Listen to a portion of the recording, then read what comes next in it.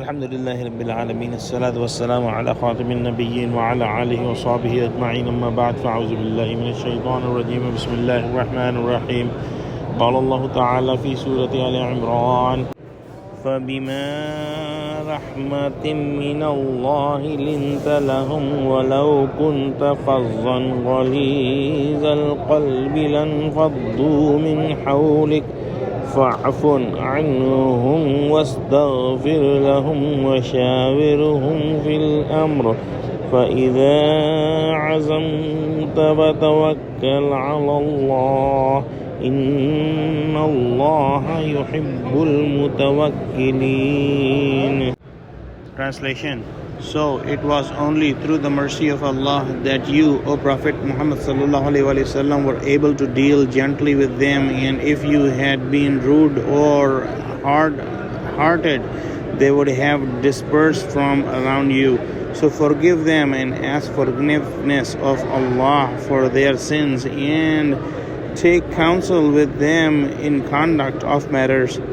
And when you have resolved taking a decision, then put your trust in Allah. Indeed, Allah loves those who put their trust in Him.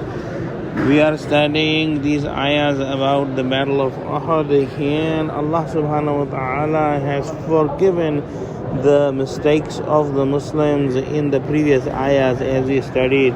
In this ayah, Allah subhanahu wa ta'ala is mentioning a very beautiful quality that was present in Prophet Muhammad sallallahu alaihi wasallam and was gifted by Allah. That Prophet Muhammad sallallahu alaihi wasallam was very kind-hearted, and he had not been hard-hearted, and he was not rude.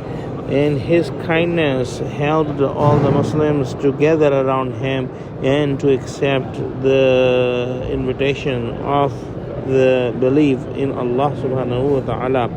And Allah subhanahu wa ta'ala says in this ayah that if Prophet Muhammad sallallahu alaihi wasallam was hard-hearted, then the people would have been dispersed from around him. So Allah is commanding Prophet Muhammad sallallahu alaihi wasallam to forgive the mistakes of the believers and keep asking forgiveness of Allah for the believers for their sins.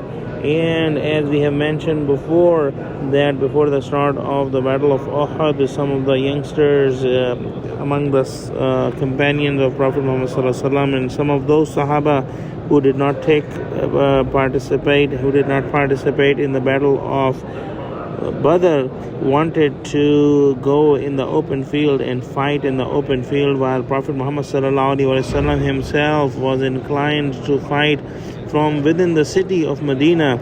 But Prophet Muhammad sallallahu alaihi wasallam saw the zeal and the courage of these young Sahabas, and he decided that he would go in the open field. And then he had made that decision and put his armor on.